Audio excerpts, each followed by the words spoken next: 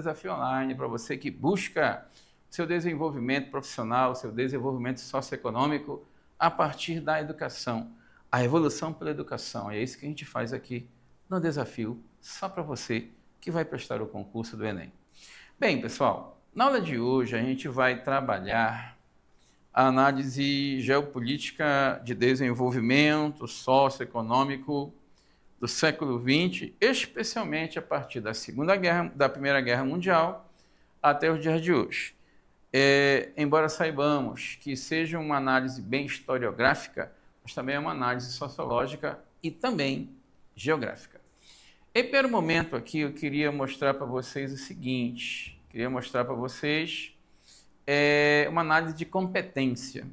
Competência 2, observe bem que é a segunda competência na análise de necessidade. Então, compreender transformações do espaço geográfico como produto da relação socioeconômica e cultural do poder. Observe bem que essa competência está bem, vamos dizer assim, bem suscetível, está bem forte na análise das humanas, está bem correspondente a um contexto bem sistemático, né? Um contexto bem essencial do que são as humanas no Enem. Então, tu vai analisar a relação do homem no espaço geográfico. Tu vai entender a relação entre as sociedades e países no contexto econômico e também verá toda e qualquer forma de culturalidade para o poder. Lembrando que já vimos em outras aulas que a geografia ensina muitas vezes para a guerra.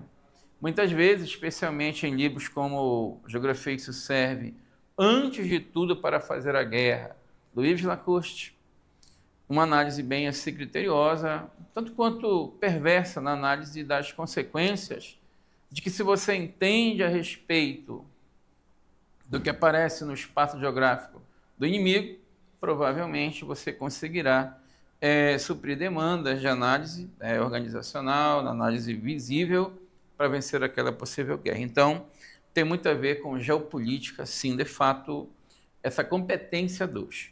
Aí vem 3 habilidades. Então, você vai pôr em prática a sua competência, sistematizando a análise da tua habilidade em responder às questões do Enem. A primeira, interpretar diferentes representações gráficas e cartográficas do espaço geográfico. É aquela análise que nós já vimos aqui, relacionado à questão do mapa, né? A questão do gráfico, a questão da análise visual do espaço, que é a cartografia. E aí, nesse momento, eu quero que você relembre aulas passadas, onde mostramos aqui realmente que a cartografia, essencialmente, seria, no momento inicial, um instrumento geopolítico de poder, instrumentalizando formas de definição de comando econômico, de comando social, no fluxo de ir e vir das mercadorias e das pessoas. Correto? Então, a habilidade 6, ela é importantíssima nessa análise conjuntural, né, da geografia.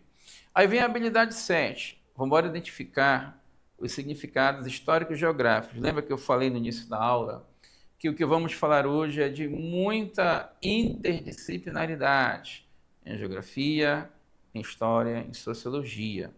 Tipicamente, questões de ciências humanas interagindo-se no Enem. Então, significado histórico e geográfico é a análise evolutiva, né, que um país possa ter nesse aspecto geopolítico, e bem como a sua relação de poder sobre os outros países. Então, aquela relação hierárquica de domínio de regiões sobre outras. Nós vimos isso também na análise dos conceitos geográficos. Foi a nossa primeira aula aqui em sala, online, né? E a gente deve ter percebido, e vocês devem lembrar, que poder tem a ver com territorialidade. Poder tem a ver com o aspecto de uma área que foi definida, delimitada por uma nação, ou por alguém que comanda a nação, e aí você passa a ter, dentro dessa área, dentro dessa unidade territorial, os aspectos políticos, econômicos, sociais, culturais, ambientais, o jeito de ser de nações e povos interagindo em uma fronteira criada pelo Estado-nação.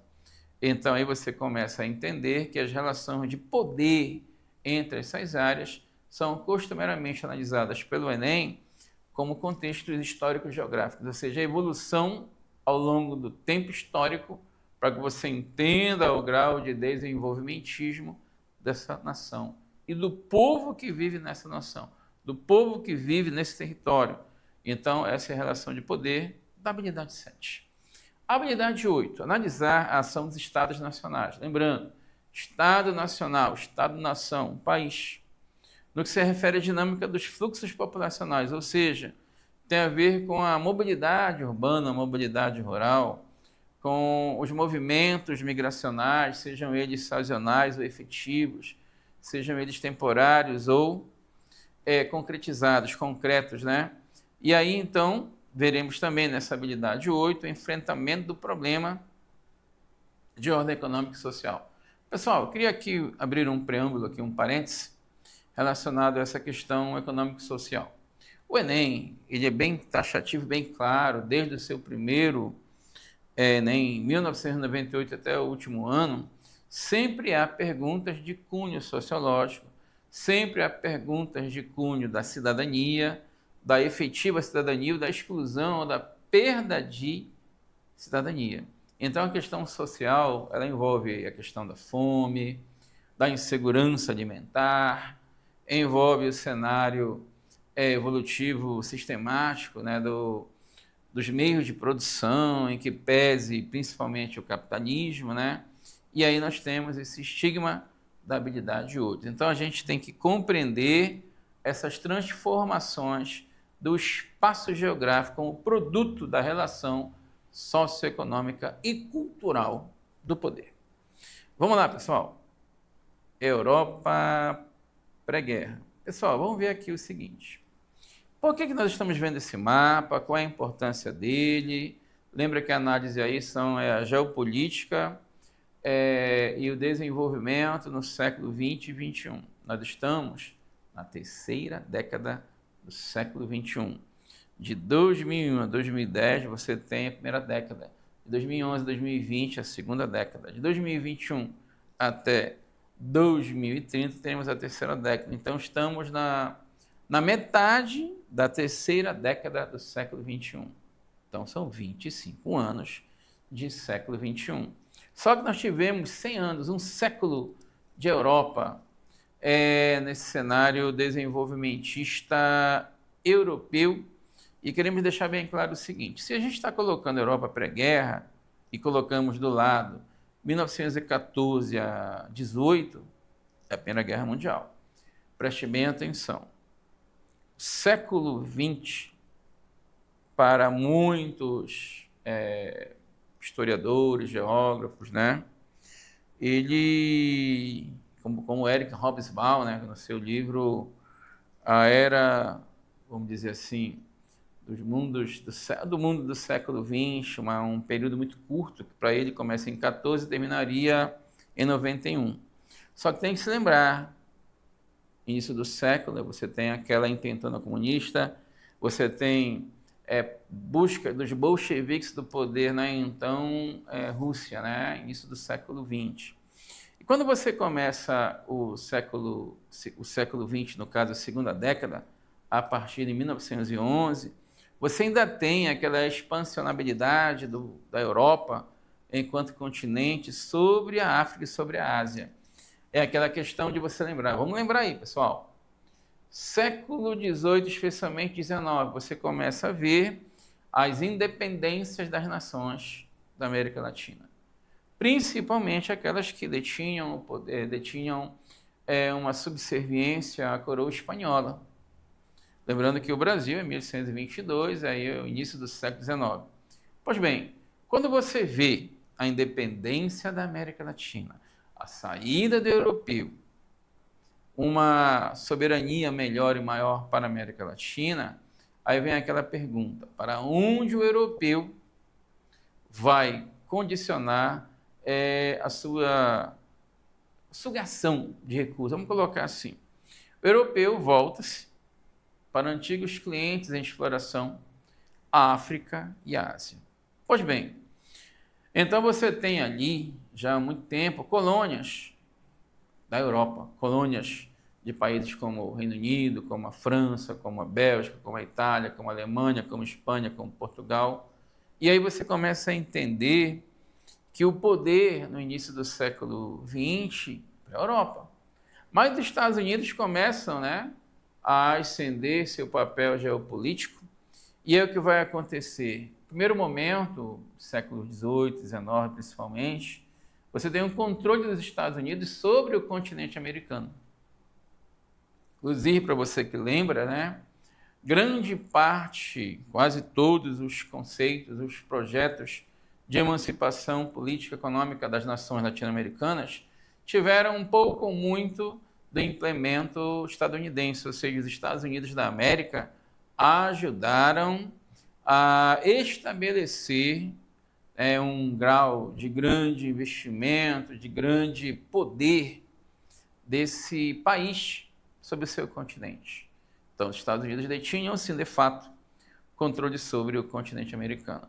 Mas alguém pode perguntar, mas professor Divander, então, nesse caso, os Estados Unidos não tinham o poder que tem hoje, de fato, mas começavam a alçar condições escalonadas desse domínio geopolítico. Lembrando que, dentre o espaço da Primeira Guerra Mundial e da Segunda Guerra Mundial, você tem alto investimento dos Estados Unidos na geopolítica plena. Só que o interessante, quando alguém fala em Primeira Guerra Mundial, Segunda Guerra Mundial, nós temos aquela questão assim. Primeiro, quando se fala em Estados Unidos, se fala em poder, alguém pode perguntar novamente, né? Mas como ele conseguiu esse poder?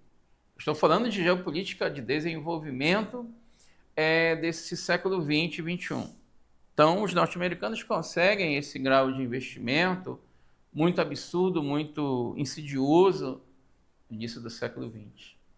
E aí você detém o que nós chamamos de grande parcela da indústria bélica sendo aí a motivação para a lucratividade. E, principalmente, é um fato inusitado que muita gente tem que lembrar. Isso não é uma coisa tão difícil de lembrar. Os Estados Unidos da América têm, claro, o seu território no continente americano. Os Estados Unidos da América têm no continente americano... cafezinho, muito obrigado, meu querido. Cafezinho. Meu amigo já foi? Ainda está aí? Tá. Preste bem atenção no que eu vou falar aqui para vocês, pessoal. Os Estados Unidos da América simplesmente acabam sendo investidores da seguinte tese: a guerra é mundial, seja a primeira ou a segunda, mas eu não estou sendo atingido. Por quê? Embora seja mundial, o epicentro do conflito sempre foi a Europa. O pano de fundo, o teatro todo ficava ali na Europa. Então, os Estados Unidos, na Primeira Guerra Mundial e na Segunda, de modo geral, não tiveram seu território atingido.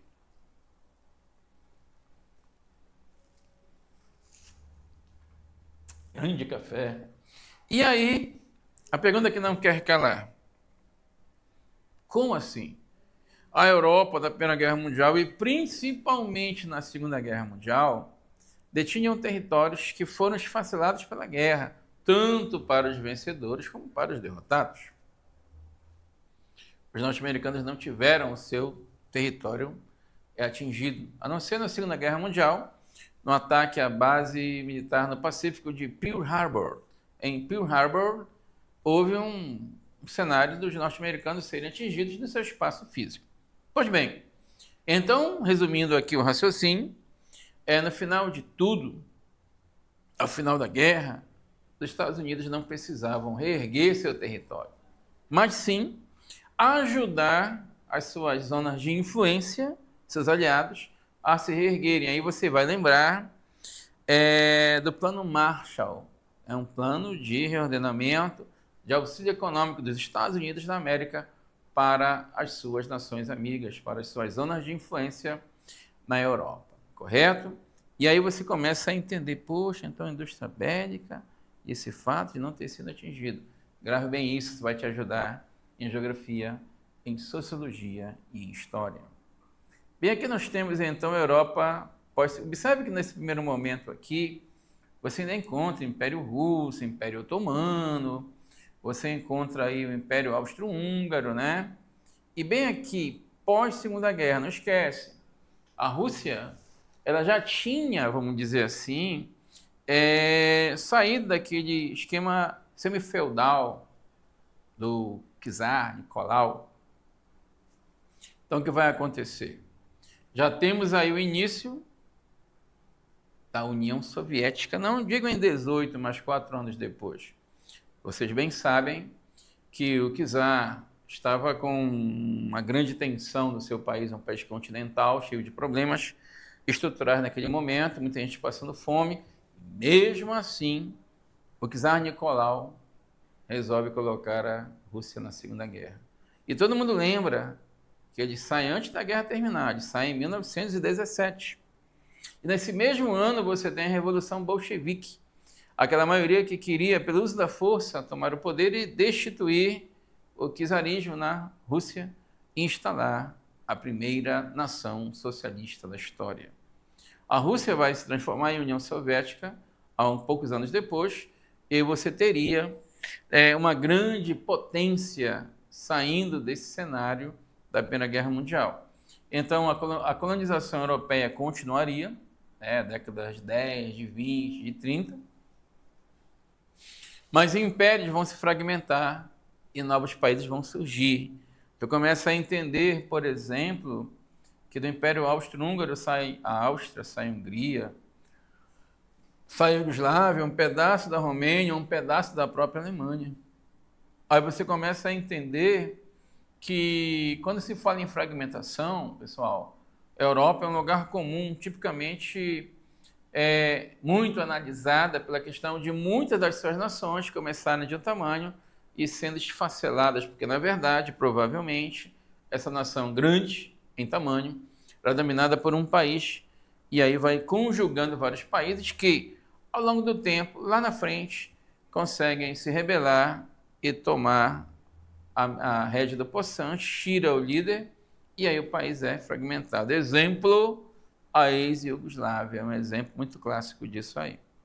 Uma outra coisa, pessoal, nós estamos falando da Primeira Guerra Mundial.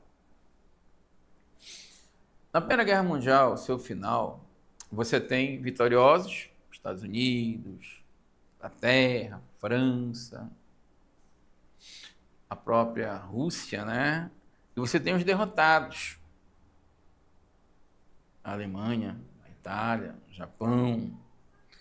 Você começa a entender que tem o derrotado e tem o vitorioso. Eu queria deixar bem claro para vocês o seguinte.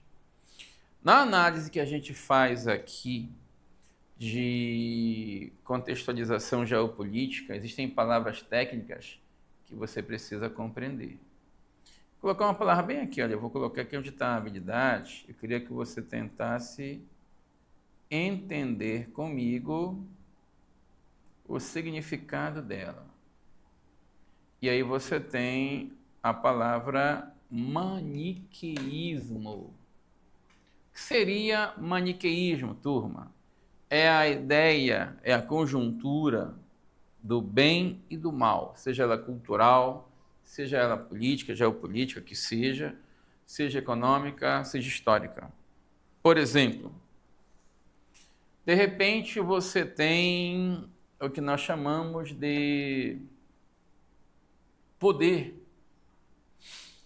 De repente você tem carisma, empatia. Por exemplo, o time de futebol. Vamos dizer que existe um time A. Esse time A é considerado o melhor time do Brasil, toda a maior torcida, coisa do tipo. Então ele é o bom. Aí tem o time B, que é o maior rival dele, que não está ganhando muita coisa, que está azarado, coisa do tipo, mas já ganhou muita coisa no passado. E para a torcida do A, o time B é o mal. Isso vai em grande escala por muitos estados. Pará, São Paulo, Minas, Rio de Janeiro, enfim. Maniqueísmo é a manutenção dessa dicotomia, desse antagonismo entre o bem e o mal, o bom e o ruim, o que presta e o que não presta. Mas olha aí, o bem e o mal, o bom e o ruim, o que presta e o que não presta, o forte e o fraco. Então tem muita ideologia, tem muito tendencionismo nisso tudo. Então não esquece que esse maniqueísmo, ele está trabalhado e está vinculado a essa essência das habilidades aí que estamos vendo. Então a Primeira Guerra acaba e você tem aí um problema muito sério.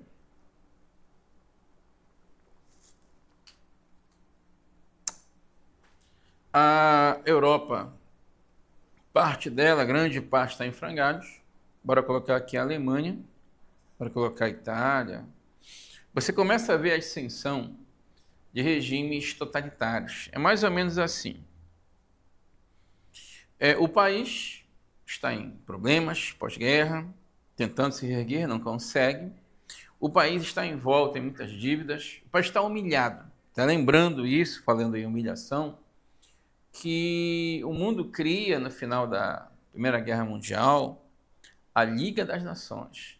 Liga das Nações. Uma entidade semelhante à ONU, mas que foi deveras incompetente na manutenção dessa ordem geopolítica, econômica e cultural, essa harmonia que nunca existiu, que na verdade a Liga das Nações trabalhou mesmo para os vencedores da Primeira Guerra Mundial.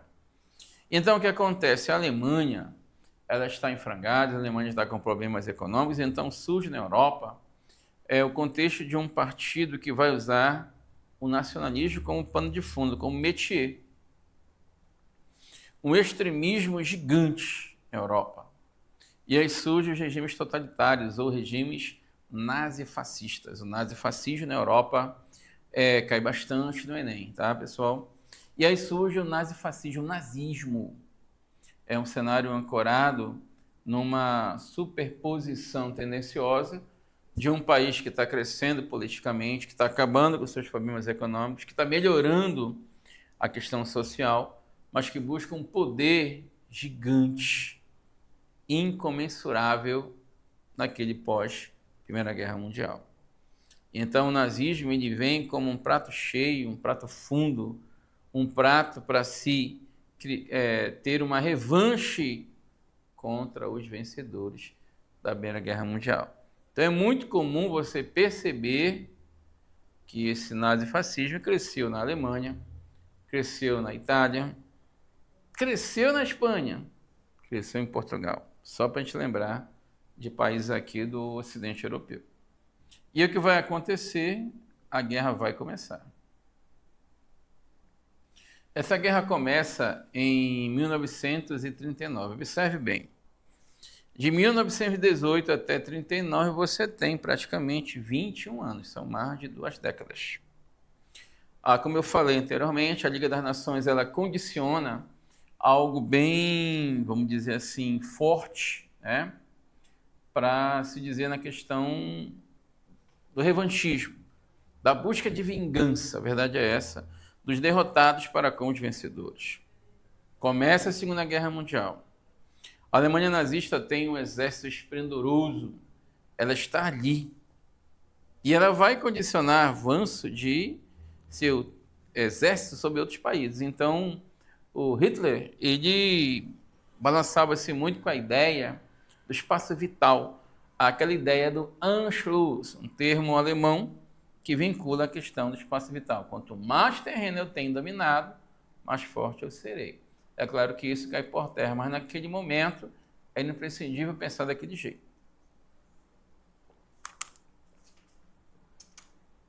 E aí, mais café depois, quando você puder, meu querido Aleph. E aí, Aleph, já me esquecendo de mandar um abraço, meu amigo André Lucas, aqui um grande abraço do professor Edvander Marinho, salve você, André Lucas. Pois bem, galera, a Segunda Guerra Mundial, então, perpassa por essa condição inicial, revanchismo, a busca de um autoritarismo por parte da Alemanha e Itália, principalmente, e esses países começam essa Segunda Guerra Mundial. Lembrando que a Alemanha invade a Polônia, invade um monte de gente, inclusive a própria França. E aí vem aquela pergunta, professor, mas os aliados da Primeira Guerra Mundial não tinham os Estados Unidos no meio? Pois é. Mas os norte-americanos viviam numa bela época do petróleo, coisas do tipo, e não ligavam para esse momento de Segunda Guerra Mundial Até porque achavam que estavam intocáveis de novo, aquela ideia, não, estou no meu continente, no continente deles. E aí o que acontece? Os Estados Unidos, se apercebendo do que pode acontecer, resolve entrar na guerra, porque se a Alemanha controlasse a Europa todinha, fatalmente os Estados Unidos teriam prejuízo econômico, porque estão vendendo petróleo e seus derivados, principalmente para os seus aliados na Europa. Então a guerra tem um métier econômico de fato. Então o que acontece? Você tem a Segunda Guerra Mundial. Agora lembre bem, pessoal. Alguém pode perguntar para mim, professor Divander, por que a Alemanha perdeu a guerra?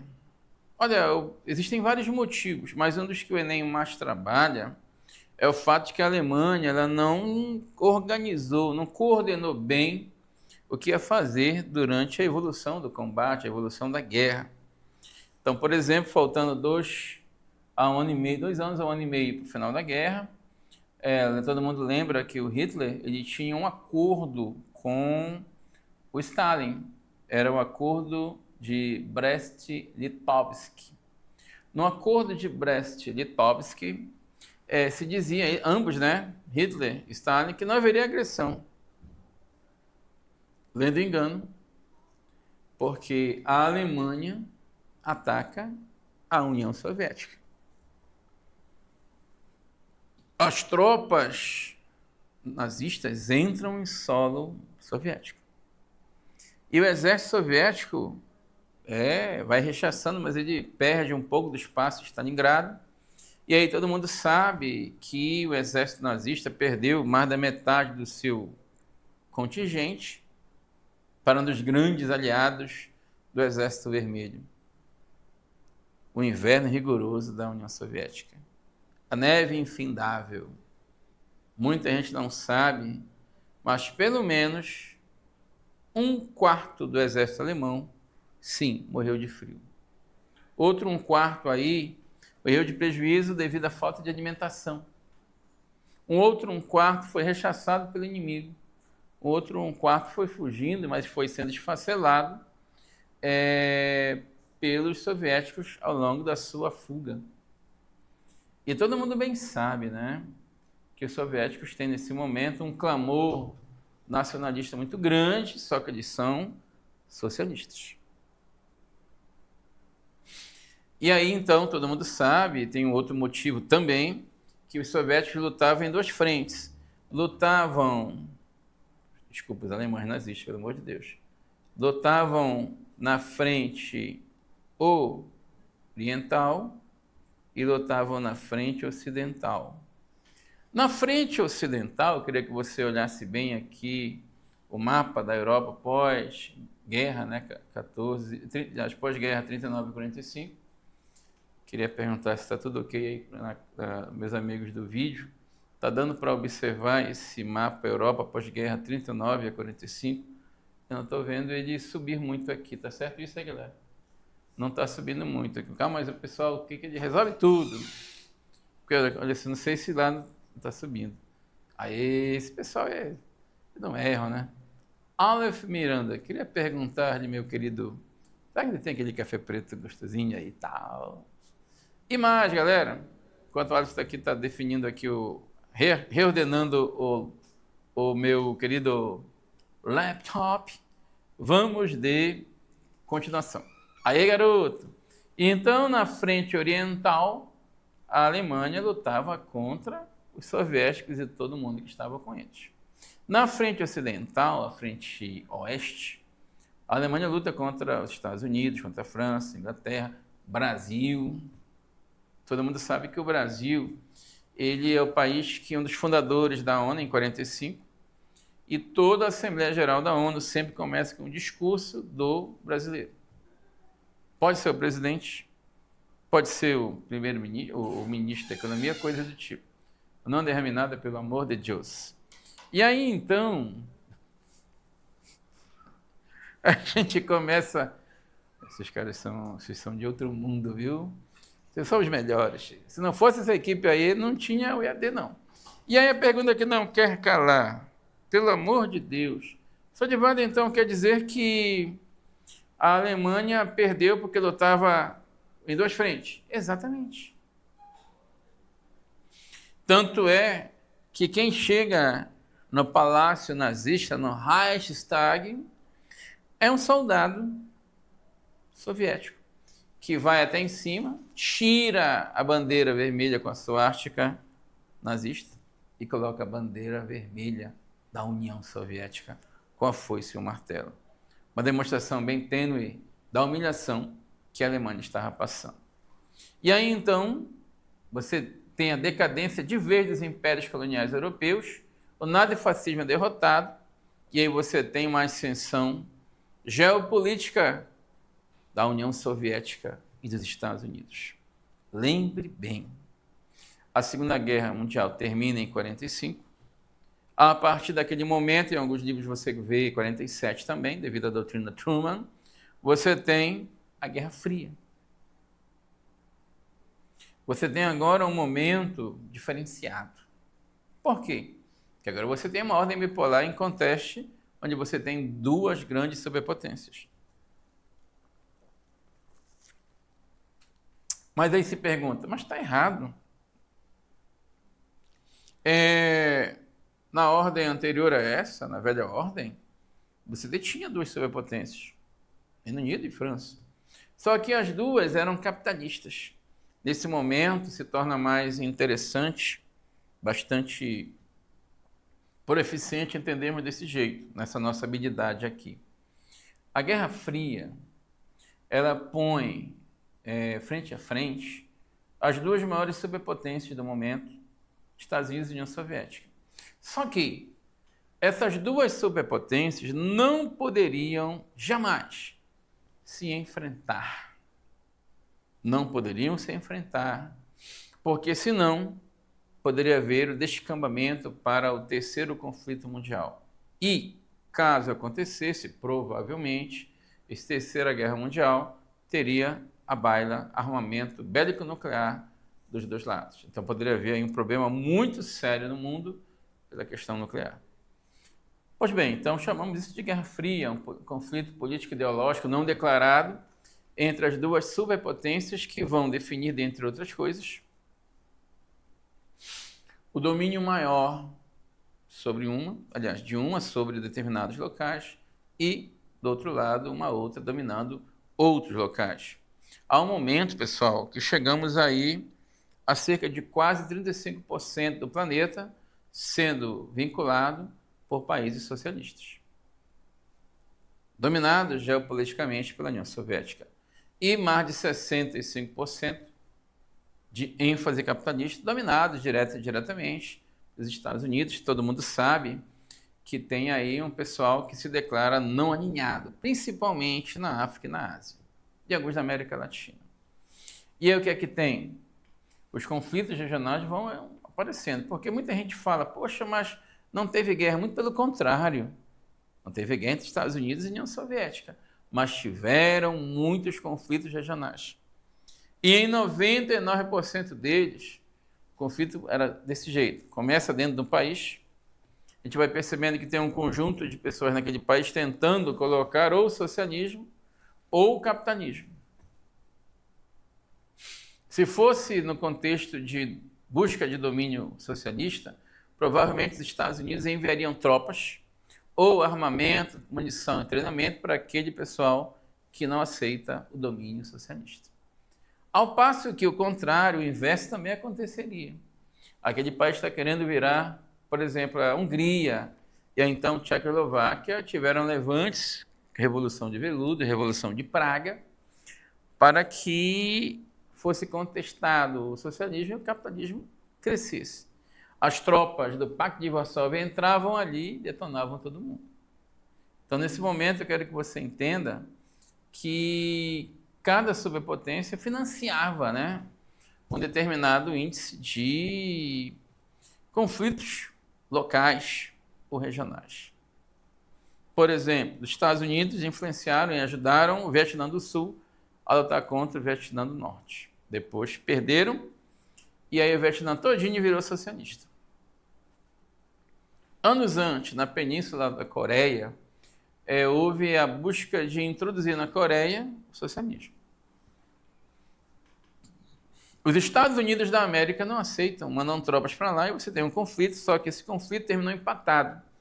Do paralelo 38 graus, latitude norte, você tem uma linha que separa e dessa linha para cima você tem um país socialista, a Coreia do Norte.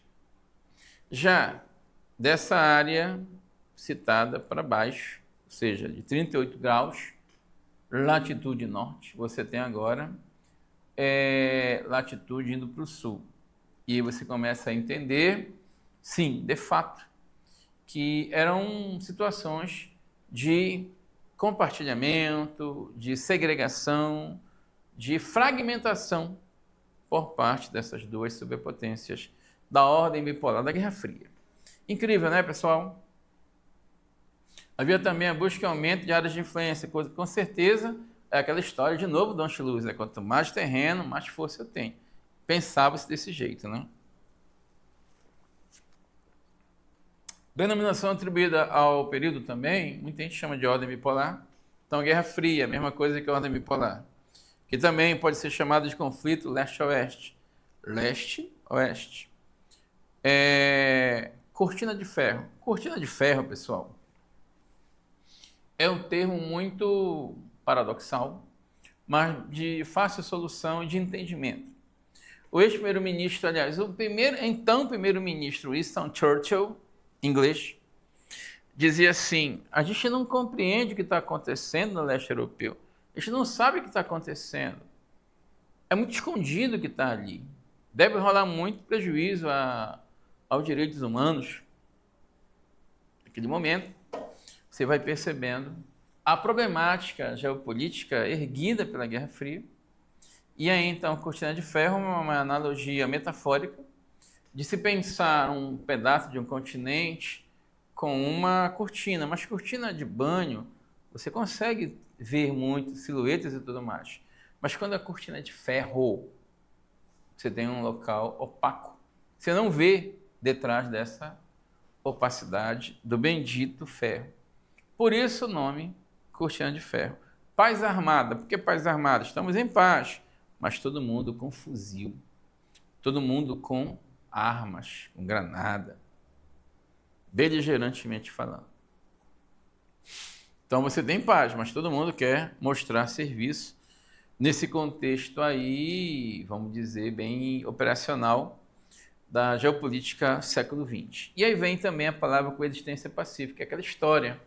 Se já tiver alguém que você não suporta, quer bater, mas está ali, sem bater, suportando, é o dogma da coexistência pacífica. Então, você tem aí um cenário explicado disso tudo. Em 1962 para 63, um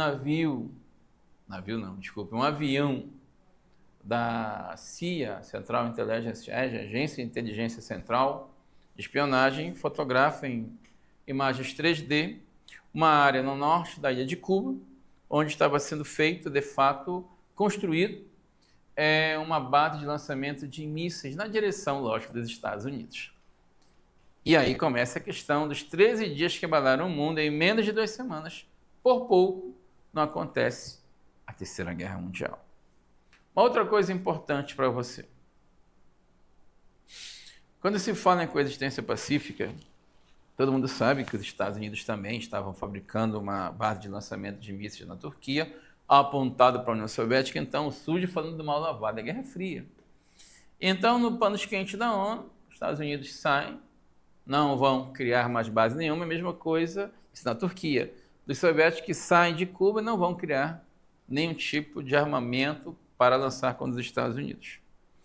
Mas é uma situação inusitada, a ONU teve que articular mundos e fundos para que não houvesse o conflito. Entre quem? Estados Unidos e União Soviética.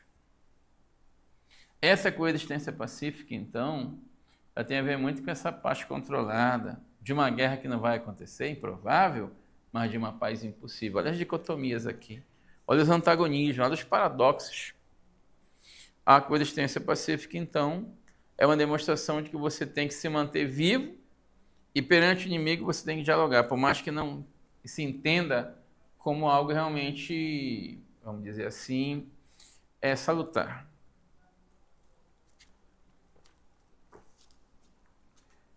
Órgãos militares criados em ambos os lados para a proteção territorial. Interessante. Bloco político-militar. Bloco político-militar. Em 48 se cria a OTAN, Organização do Tratado do Atlântico Norte. Alguém um dia me perguntou, professor Edivando, por que o nome é OTAN? Você quer que eu te diga? Presta atenção. Bora pegar rapidamente aqui o mapa. Poxa, pior que esse mapa aqui não é do mundo, é da Europa. Bora pegar aqui. Isso aqui é o mundo. Isso aqui é o mundo. Você vai perceber nessa questão mundial, nós estamos vendo aqui a análise todinha, né? De que você tem um país poderoso e outro país também poderoso, Estados Unidos, União Soviética.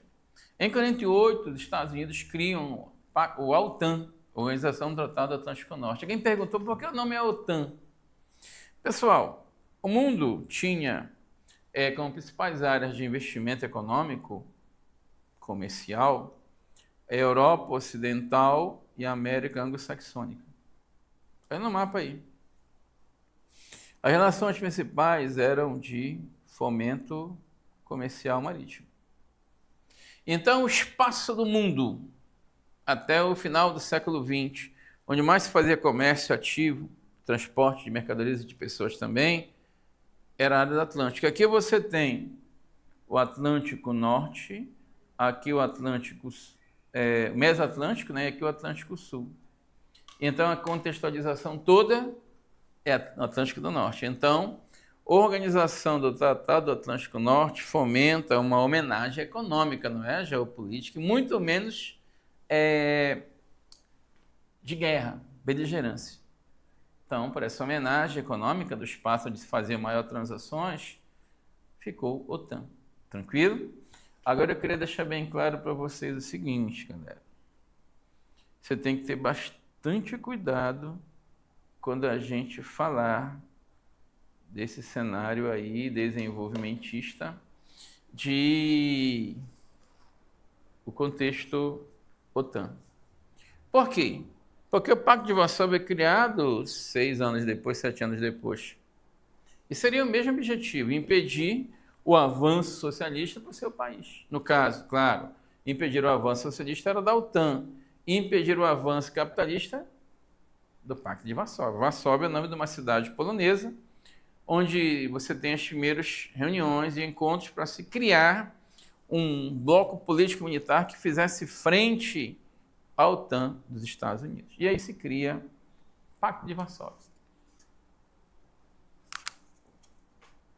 Como foi colocado bem forte aí, pessoal, quando se fala em OTAN, em Pacto de Varsóvia, é Guerra Fria. Então você tem um momento de corrida armamentista, onde a OTAN está mostrando o que tem, e o Pacto de Varsóvia mostra o que tem. Até hoje, pessoal, quando você tem parada militar, tanto dos Estados Unidos quanto na hoje Rússia, né? Você tem uma demonstração de força riquíssima, o pessoal mostrando bombas nucleares, foguetes, mísseis, aquilo tudo, tanto do lado capitalista como do lado socialista. Só que, quando eu falo lado socialista, estou me referindo ao momento daquele. Década de 50, 60, 70, 80 e 90 acaba o Pacto de Varsóvia, porque acaba, entre aspas, o bloco socialista, e esse socialismo, claro, evidentemente, vai ruindo, e o que você tem? Você tem a própria China, você tem Cuba, você tem Coreia do Norte, você tem aquilo que nós... Isso é covardia, viu? Isso é aquilo que a gente chama de análise bem... Como é que eu posso falar? Bem essencial, geopoliticamente falando. E essa Guerra Fria, sem dúvida nenhuma, ela permitia, né, uma análise, não digo grosseira, mas uma análise bem pérfida, né, bem, vamos dizer assim, ruinzinha, do ponto de vista de ser muito problemática, destrutiva, de que você tem uma ordem mundial vinculada ao poder de poucos sobre muitos, e sendo que nesse poder de poucos sobre muitos emanava aquela situação de busca pelo espaço vital, os conflitos regionais e tudo mais. E aí você tem a Guerra Fria, sendo Guerra Fria, prejudicando muito a sociedade no mundo inteiro, especialmente na Europa. E aí nós chegamos aqui, da pouco eu botei esse slide aqui para falar do mundo, né? Mas havia uma forma de regionalizar o nosso planeta dentro da ótica da Guerra Fria após a década de 40 em diante, que era o primeiro, o segundo e o terceiro mundo. Primeiro mundo, no mapa aqui, é a galera que está em azul. Existem pontos azuis no mundo inteiro, são as nações mais desenvolvidas do planeta. Segundo mundo, você tem aqui a União Soviética, grande parte da Europa Oriental, né? Coreia do Norte, Mongólia, Vietnã, Laos, Camboja, Cuba, na América, claro, e Angola, Moçambique, Guiné-Bissau, na África. Esse é o segundo mundo. E o terceiro mundo? Países capitalistas pobres, América Latina todinha, África todinha, grande parte da Ásia, e por aí você tira. A análise de que primeiro mundo, os poderosos, segundo mundo, o socialismo, terceiro mundo, os capitalistas pobres. Engraçado, pessoal, que ainda há pouco eu falei a respeito desse processo, e quando eu falo processo, eu estou falando em estratégias governamentais. O terceiro mundo são as nações pobres. Então ficou bacana, né? Primeiro mundo, capitalismo poderoso, rico. Segundo mundo, socialismo. Teoricamente não tem pobreza, a gente sabe que teve.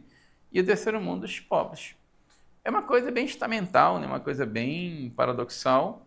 Primeiro, segundo e terceiro. Então podemos dizer assim, que ser primeiro mundo, ser desenvolvido, moderno, high-tech. Ser segundo mundo era ser socialista. Terceiro mundo, não ter tudo aquilo que você busca, né? Então, eu queria deixar bem claro, pessoal, que essa análise aí não está mais em voga. Por quê? Não existe mais o bloco socialista, não existe mais a União Soviética. A União Soviética foi implodida por processos internos e externos que geraram a decadência do seu governo, e aí você tem, sim, de fato, a União Soviética acabando se esfacelando. O leste europeu também fica bastante, vamos dizer assim, instável, oscilando. E aí você tem esse bendito terceiro mundo também se esfacelando. Então hoje, meu amigo André, meus parabéns, viu? Eu não falei, mas deixei você vir aqui para dizer que eu me sinto honrado em estar do seu lado trabalhando sempre. Te desejo toda a sorte do mundo. E feliz aniversário atrasado, que Deus te abençoe infinitamente, você e toda a sua abençoada família. Você é um amigo de fé, viu, meu amigo?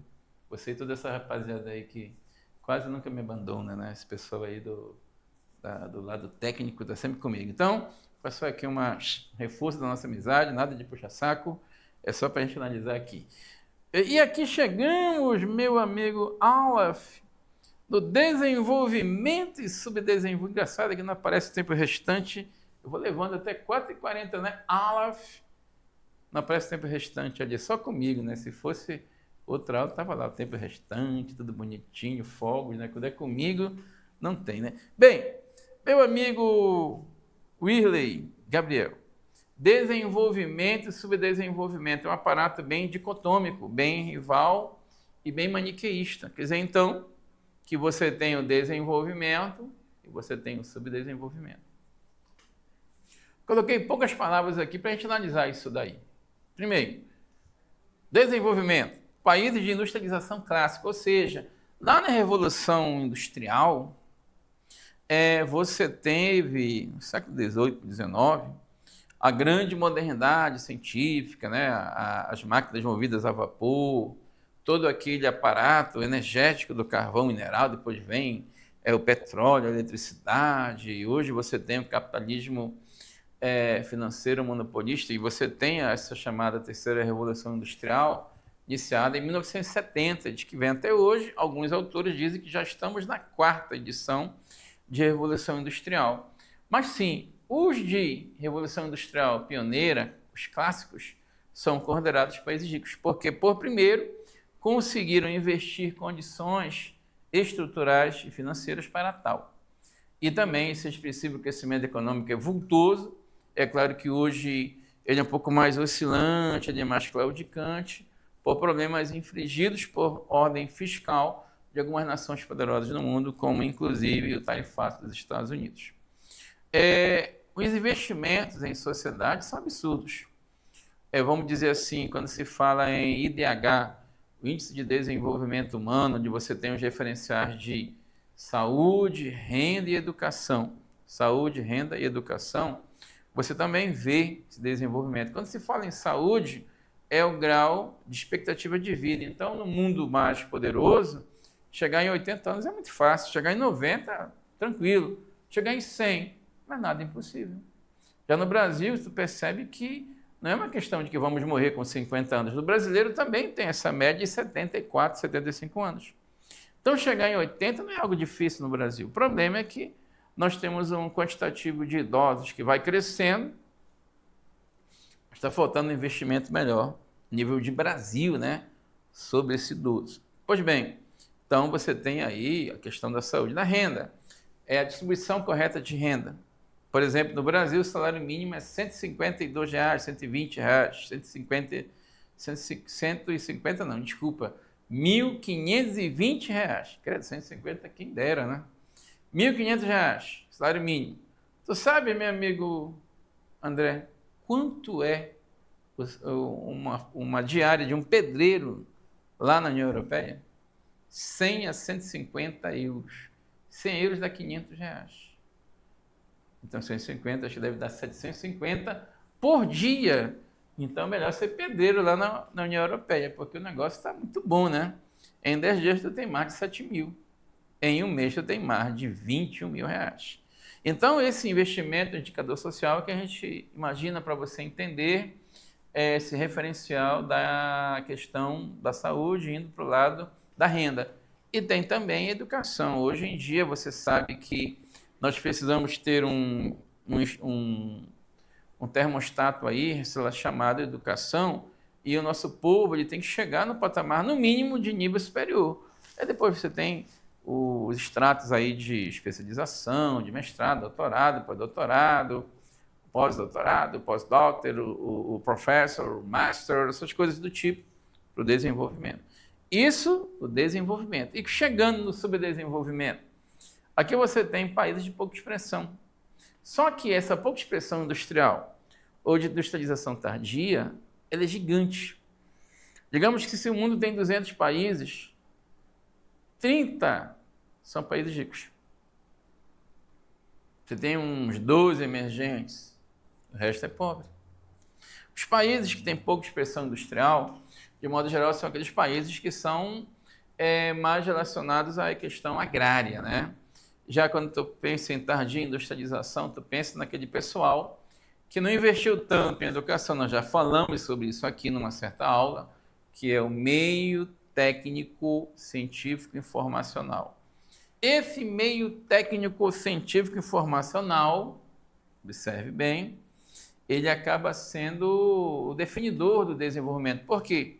Porque, olha só, o informacional, o cara pega a informação, ele tem o conhecimento empírico, conhecimento de causa, ele fortalece a criação do desenvolvimento científico, ele cria isso no seu lado do conhecimento, de informações, ele vai para a universidade, ele se transforma no cientista ao final do curso, ele cria ciência e, por sua vez, essa ciência trabalhada vai acabar dando ênfase numa tecnologia de ponta do país, e aí é uma modificação bem mais rentável e harmoniosa do espaço geográfico, do meio dessa sociedade. Daí o termo meio técnico, científico, informacional.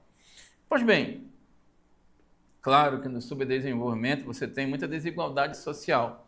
Aquela questão que a gente fala tanto aqui na questão sociológica, a cidadania, é algo que vai crescer bastante na questão do Enem, mas não esquece, tu tem o cidadão e tu tem aquele que não tem cidadania.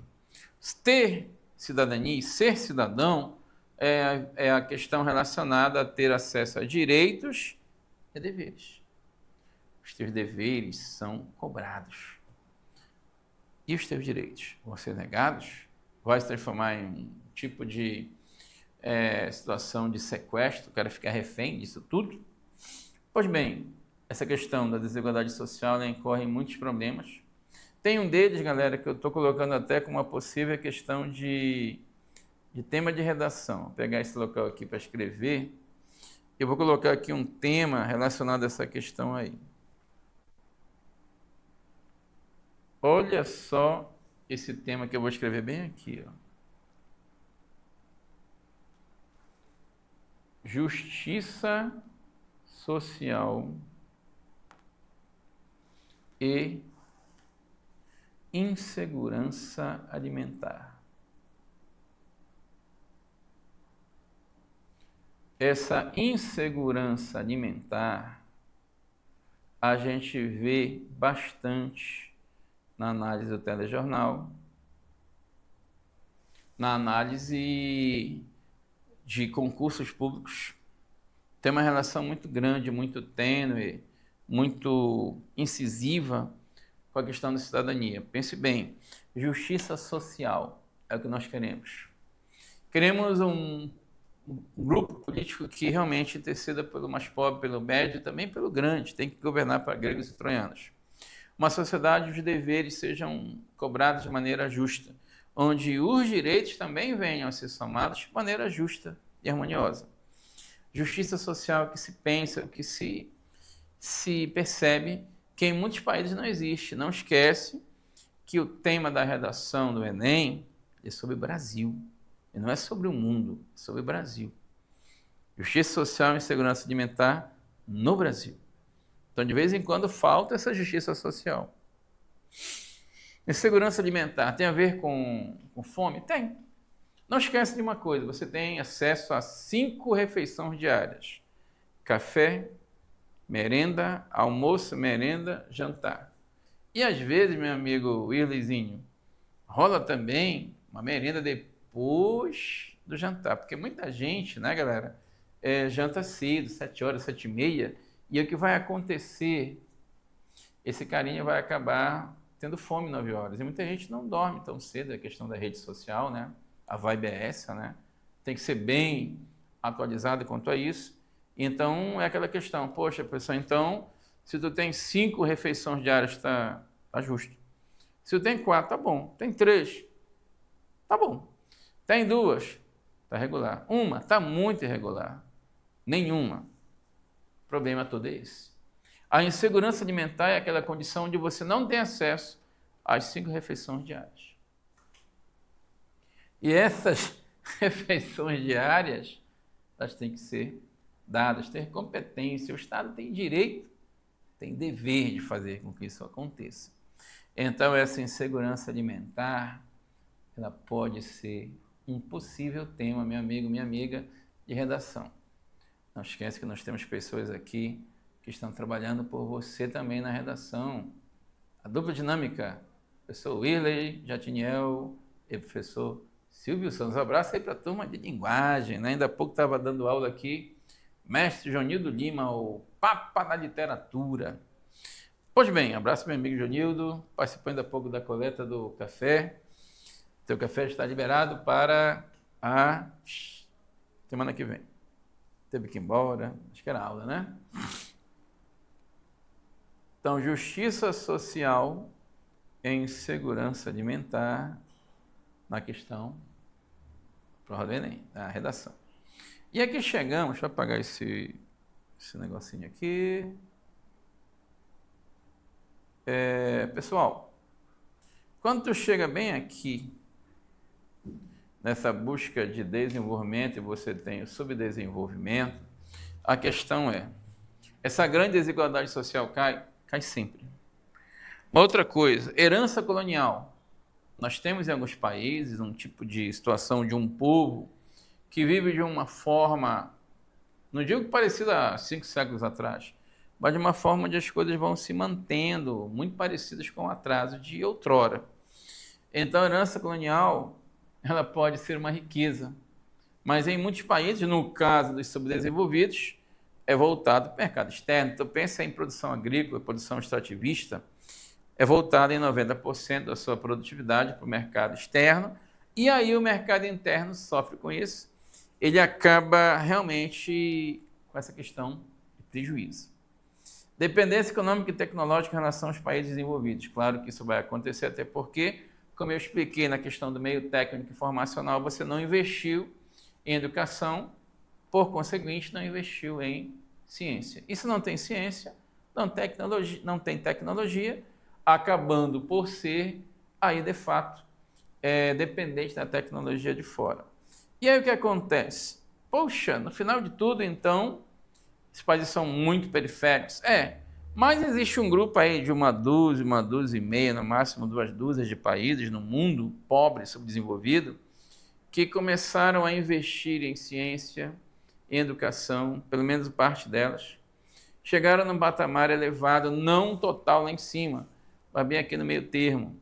Nesse meio termo você tem o país emergente ou o país que busca, é o país em desenvolvimento, o país com industrialização tardia, ou o país emergente, ou novo país industrializado, ou o país semicentral, ou o país semiperiférico. Exemplo, o Brasil. E aí chegamos numa nova reconfiguração da Europa.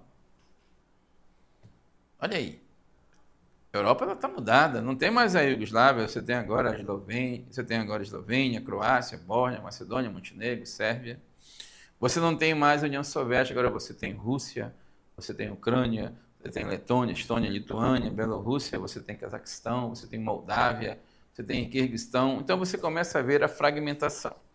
Então esse era o momento que a gente analisou hoje. Agora bora ter tempo aí de um exercíciozinho, galera. Olha esse exercício bem aqui. Bora analisar juntos aí.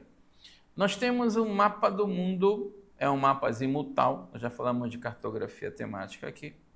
E essa nova desordem que é proposta nessa regionalização tem aí umas legendas. Território, distância cultural, tanto na África quanto na Ásia e na Europa e na América Latina, você tem estados com forte identidade cultural, tão fortes que conseguem manter-se, vamos dizer assim, bem plenos, né, bem protegidos na questão da própria globalização.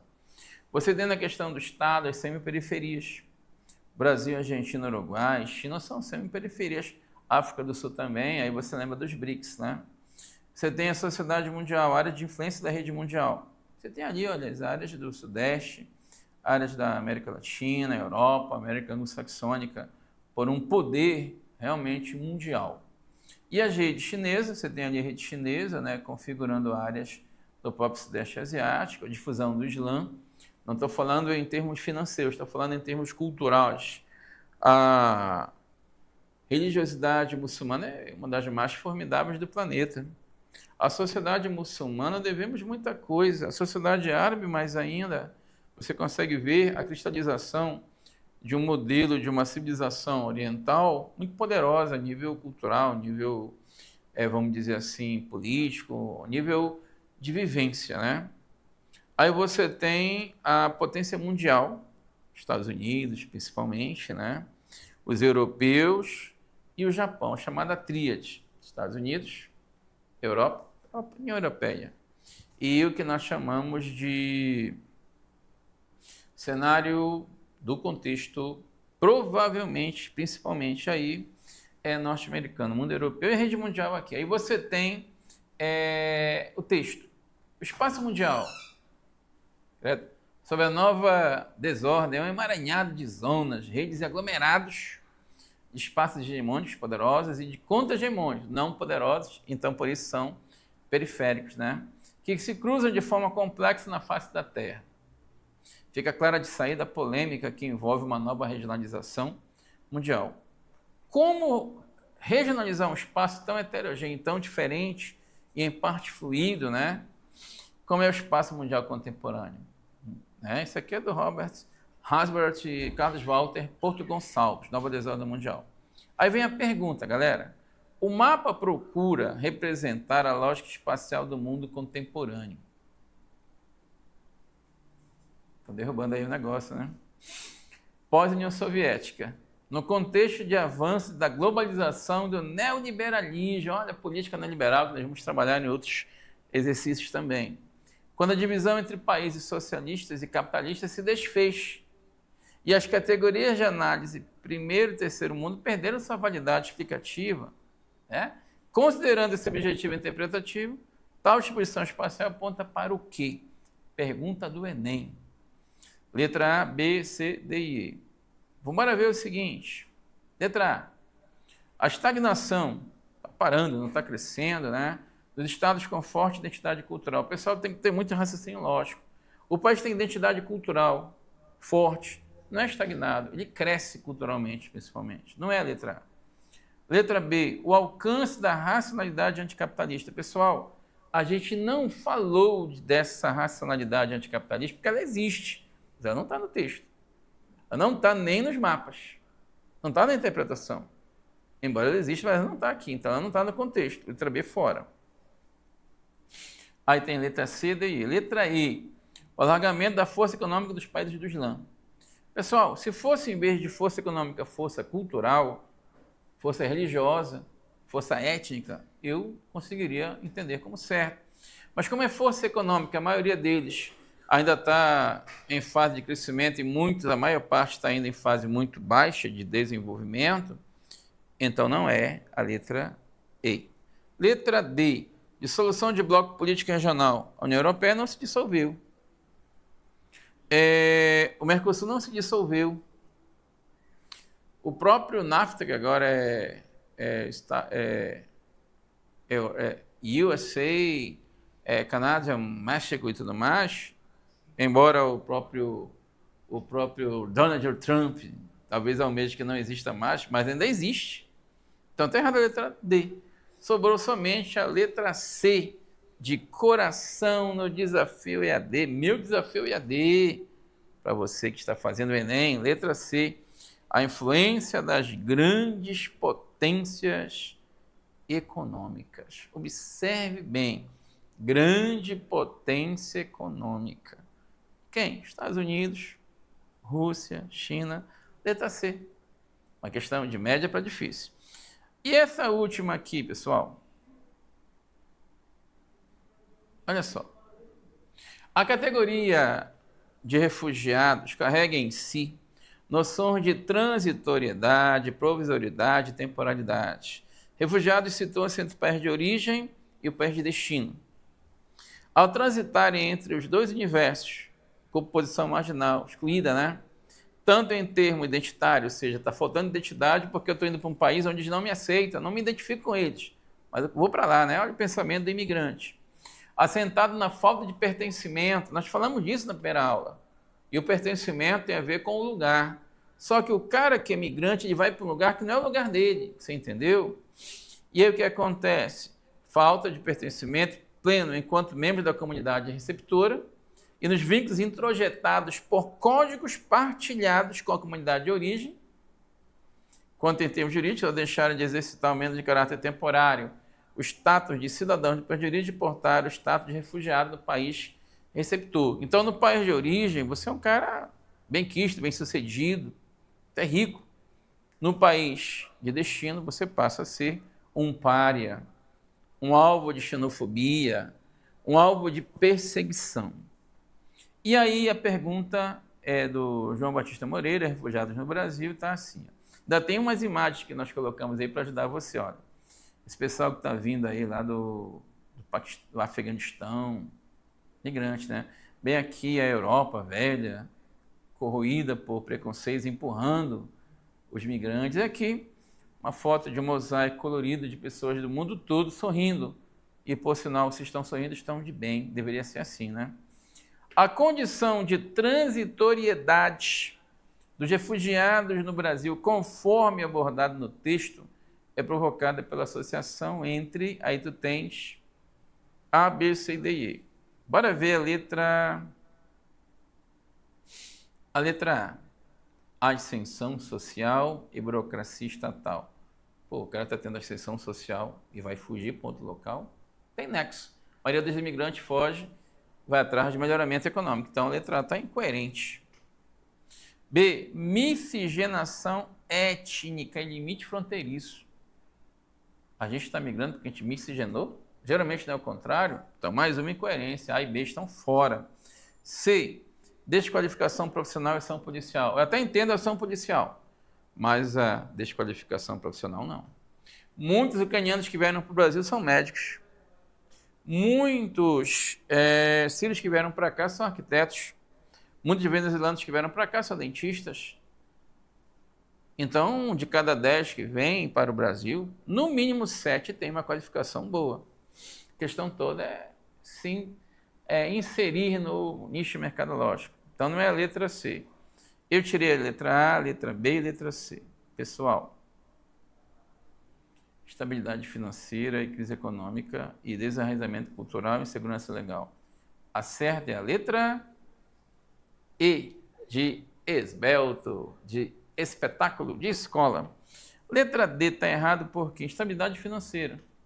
Então, estabilidade financeira, eu vou para outro país, tipo, vou para os Estados Unidos. Crise econômica, não pode haver crise econômica lá, porque eu estou indo para lá, eu vou para um local que eu pesquisei, preciso de lá, então, esse final está errado. É a letra E mesmo, a correta. Desenraizamento cultural, estou saindo do meu local e estou indo para um outro local. No meu local eu sou bem recebido, no outro não, porque eu não sou de lá. Observe só a análise. E a insegurança legal, eu não sei se eu vou ser bem tratado, se for ser maltratado e coisas assim. Então, alternativa, letra E.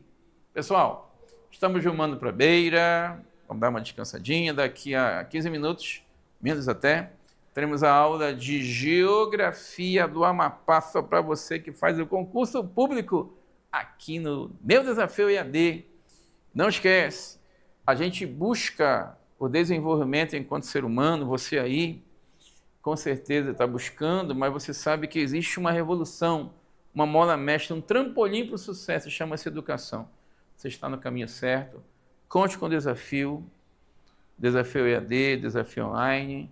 Conte comigo, professor Divander Marinho, sempre com você. Um grande abraço, fiquem todos com Deus.